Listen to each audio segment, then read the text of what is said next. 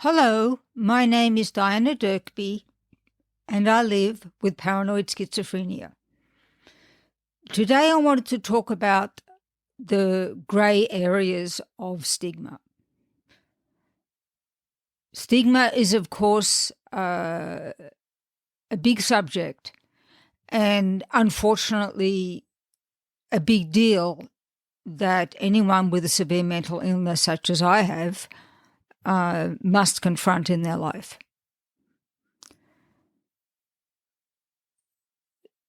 The mental health advocacy groups, of which I've already spoken in this podcast, for example, NAMI, the National Alliance on Mental Illness, Bring Change to Mind, and the Schizophrenia and Psychosis Action Alliance, are wonderful sources of information about mental illness and severe mental illness. As well as that, there are individuals who have been very brave, and really it's one of the good byproducts of social media that they have felt comfortable coming out with what they actually experience as someone living with a severe mental illness, be it bipolar depression or be it schizophrenia. An example is the wonderful Michelle Hammer, who I have mentioned before in my podcasts. But there are many people that you can find now on social media who are talking about what it's like to live with a severe mental illness. So all of these things are what you may call education. They are raw facts about what it's like to live with a mental illness and what it's like to live with a severe mental illness, based in science and based in the experience of people who are consumers of mental health. They are wonderful for people who may want to support someone with a mental illness or a severe mental illness and simply don't have enough knowledge to know how to help them. They also help the person living with a mental illness to understand themselves. I mean, it's great. I find when, I go on Instagram, say, and then I read a post and it's from someone who lives with paranoid schizophrenia and describes something which is exactly the same as I've experienced. It makes you feel supported. It makes you feel less alone. So it's all very good for people who are receptive, be they people who know someone with a mental illness or be they someone who live with a mental illness. Unfortunately, there are a lot of people who are just nervous about the whole topic. So I want to distinguish those people from those who just don't want to know. I mean, if you live with a mental illness, you have met someone either in your family or in your circle of friends who just doesn't want to know the facts about your mental illness.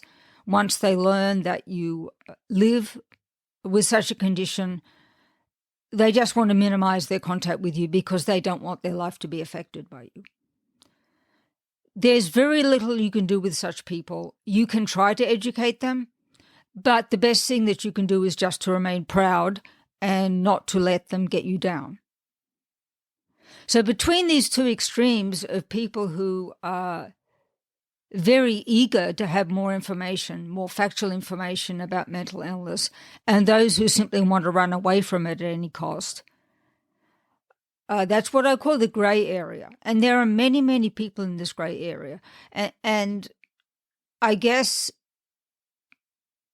to describe them, the best thing I can come up with is they're people who simply don't know what to do. Now, I had such an experience this past week. As you know, I've written a book called The Overlife, A Tale of Schizophrenia, and there was someone in the town I'm living in, Alaska at the moment, who was interested in seeing the book. However, she was clearly uncomfortable with the fact that in order to see the book, I would have to visit her, and I live with paranoid schizophrenia. So there was this kind of very awkward conversation on the telephone beforehand when I said, look, you've expressed interest in this book, and I would like to actually meet you personally and give you the book and have a conversation about it. I had the impression she would have preferred that I send the book through the mail. Let me put it like that. She was very nervous, but I insisted nonetheless that we made an appointment where I would see her in person. And I mentioned to her that due to the concussion that I'm still suffering from, so if you listen to my previous podcast, you know I banged my head and I have a bad concussion. Yeah, I mentioned to her that my husband will be driving me down to see her.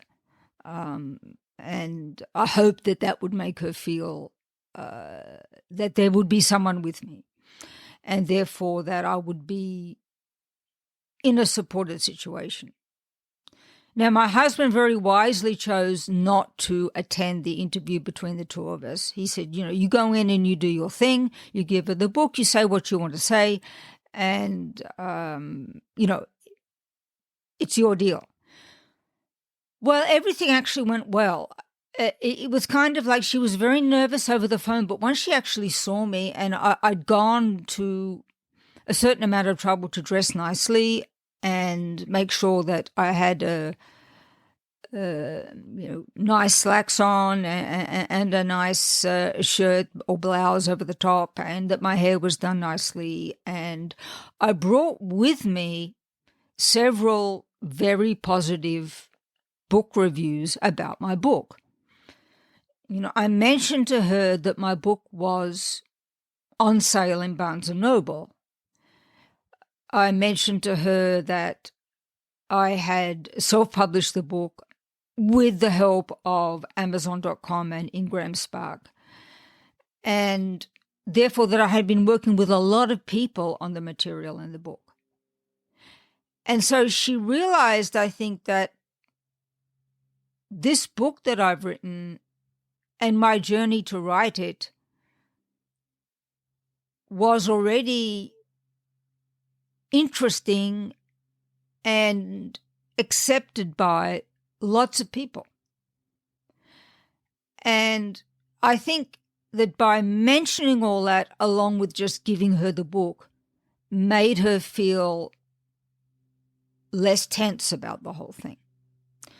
I did also mention to her that it was Mental Health Awareness Month, and she's a liberal lady. She likes to think that she supports minorities, and I pointed out to her that people living with a mental illness are in a minority, and that the month of May, our present month, was a month, at least in the USA, devoted to recognizing them and furthering the understanding of how they live and how they can be understood better.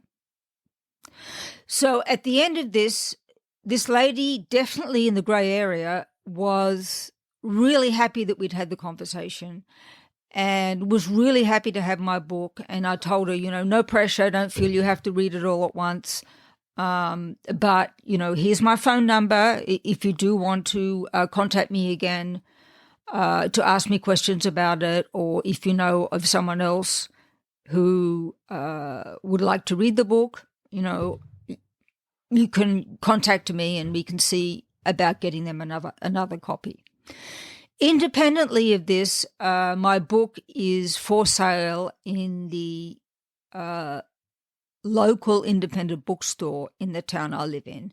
There aren't many independent bookstores left in small towns, but in Homer, we have Homer, Alaska, which is where I am now. We have a very good one, and it's sitting on the shelf there for people to buy.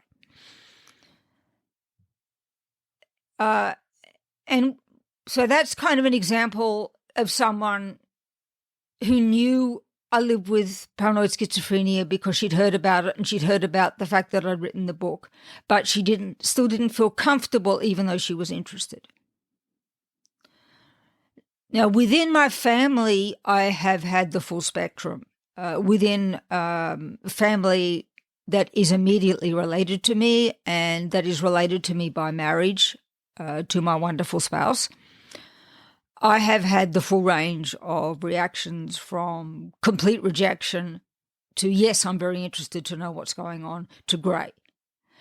But I would say that the predominant reaction has been in the gray area of, well, I'm very awkward and have always been very awkward about the fact that you live with schizophrenia, but I don't want to reject you entirely. I just don't know what to do, how to talk to you, how to make sure that I'm not affected by the bad sides of your condition. When you have a schizophrenic episode, are you going to end up on my doorstep? What's going to happen? And I think the most frustrating thing I have found is the lack of willingness to talk to me directly. These family members have more wanted to talk to someone else in my immediate family, if it's my immediate family, or just to my spouse, if it's from my spouse's family. There's been very little willingness to talk to me directly. And even though I am the best source of information, they just don't want to confront me directly. Now, I did try to get around this by writing some emails and telling them about my book, but the success rate I had with that was very low. And I think, people are often very, very hurt that their family or their family by marriage isn't more invested in getting to know them. But I think the reason is that they feel more vulnerable because they're closer to you. And so you live with a condition that they know nothing about, and they're frightened that somehow it will impinge on their life and put them in a situation that basically destroys their present lifestyle that they're very happy with. Thank you. So, in my case, my mother lived with paranoid schizophrenia, so there was a certain amount of understanding within my immediate family about the condition. But when it was clear that I was also suffering from paranoid schizophrenia, I met with rejection because they'd had enough of it with my mother. With my family by marriage, it was completely the opposite situation. They hadn't had any contact with anybody with paranoid schizophrenia, and the only thing they knew about it was what they'd seen on TV or whatever, and they were just frightened that via my husband that they would have to cope with something that they'd rather not cope with. Now here, again, emails and so on from me were not successful, even though they were good emails. But what has worked rather well is the conversations that they've had with my spouse. Because when his children call him and ask about him and so on and so forth, they often ask questions as to how I am. And he doesn't hold back. And he talks about my schizophrenia, and he talks very honestly about how I am. And he says that, my wife is very much in the frame of mind that she has enough support from me, and she doesn't have any reason really to worry you or to seek contact with you. So that's kind of working rather well. But I cannot say that my husband's children understand schizophrenia. All I can say is that they have found a way not to be frightened of their father's spouse who lives with schizophrenia. It's way, way, way from ideal, but at least it's working for us relationship-wise. So, stigma even though you may be totally in the right as a person who is a consumer of mental health, as we often call people who live with a mental illness. Even though you may be totally in the right, you may totally understand your mental illness, you may be in a very good position to give accurate information and to recommend references, books that have been written, people that they can follow online and so on. To people who know you, they may simply not be prepared to go to the trouble because their overwhelming fear is that you will impinge on their life in some way and they won't be able to handle it. So you have to aim lower. I mean, you have to save the people who are receptive to a good education. I mean, you have to identify them and open up the world of knowledge as much as you can to people who are receptive to it. You have to stop worrying about the people who will never want to know anything about your mental illness. And the most difficult and the most delicate thing are the people in between, the grey area, where you have to find a way to communicate with them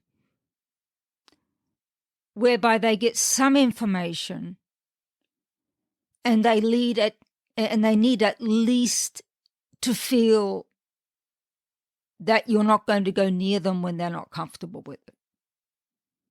So that, they can kind of get information. So in my case, with my spouse's family, it's through my spouse. And gradually his kids are becoming more and more comfortable with the fact that he's married someone with paranoid schizophrenia. So you have to be a lot more subtle and a lot more hands-off and find a way that you can gradually get information to people in the grey area that puts them more at ease. And then if they want to, they will educate themselves more. You cannot force it.